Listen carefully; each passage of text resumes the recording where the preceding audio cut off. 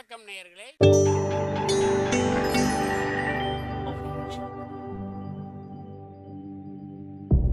மகிழ்ச்சிக்கோர் தென்கட்சி என்ற அலைவரிசையில்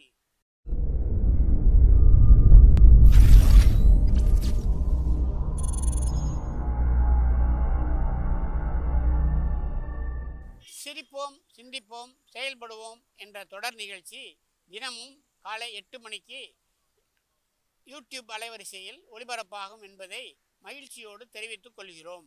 இந்த உலகத்தில் 2 வகையான துன்பங்கள் உண்டுங்கிறார் பெர்னாட் ஷா. நாம் ஆசைப்பட்டது கிடைக்கலன்னா அதனால் வர்ற துன்பம் ஒரு வகை, நாம் ஆசைப்பட்டது கிடைச்சிட்டுதுன்னா அதனால் வர்ற துன்பம் ஒரு வகை. அது எப்படி? ஆசைப்பட்டது கிடைக்கலன்னா துன்பங்கிறது சரி, ஆசைப்பட்டது கிடைச்சிட்டுதுன்னா அது இன்பம் தானே, அது எப்படி துன்பமாகும்? கொஞ்சம் யோசனை பண்ணி பார்த்தா இதை சுலபமாக புரிஞ்சுக்கலாம். இந்த காலத்து அப்பாக்கள் சில பேரை கேட்டு பாருங்கள், அவங்க சொல்லுவாங்க, புள்ள பிறக்கிற வரைக்கும் பிள்ளை இல்லையே அப்படின்னு கவலைப்பட்டேன், புள்ள பிறந்ததுக்கப்புறம் ஐயோ புள்ள பிறந்துட்டானேன்னு கவலைப்பட்டுக்கிட்டு இருக்கிறேன் அப்படிம்பாங்க. இந்த காலத்து அப்பா மட்டும் இல்லை, அந்த காலத்து அப்பாவே இப்படி கவலைப்பட்டார். யார் அவர்னா தசரதர். பிள்ளைகள்லாம் பிறக்கிறதுக்கு ரொம்ப காலத்துக்கு முன்னாடி ஒரு நாள் தசரதர் வேட்டையாடுறதுக்கு போனார். அப்போ காட்டில் எங்கேயோ தூரத்தில் யானை தண்ணி குடிக்கிறது மாதிரி ஒரு சத்தம் கேட்டுது. மரம் செடி கொடி மறைச்சி இருந்ததுனால அதை சரியாக கண்ணால் பார்க்க முடியல, ஆனால் சத்தம் மட்டும் கேட்டுது.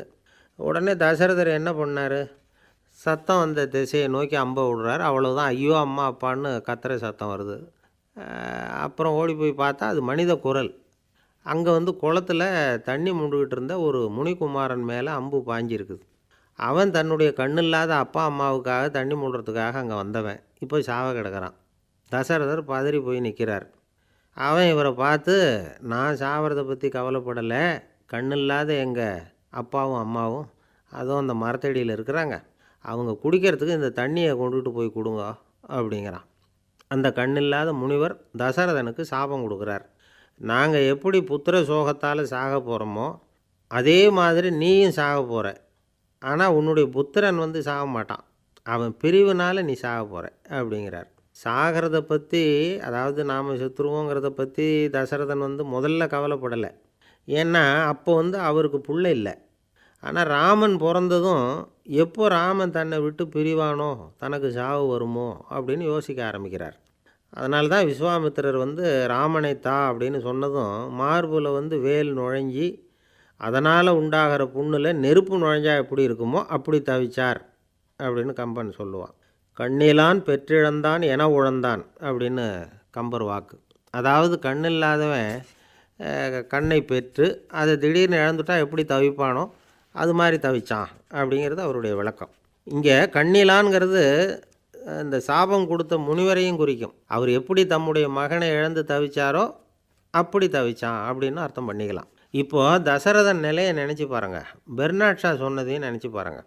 ஆசைப்பட்டது கிடைக்கலன்னாலும் துன்பம், ஆசைப்பட்டது கிடைச்சாலும் துன்பம் அப்படின்னார் பெர்னாட் ஷா இல்லையா?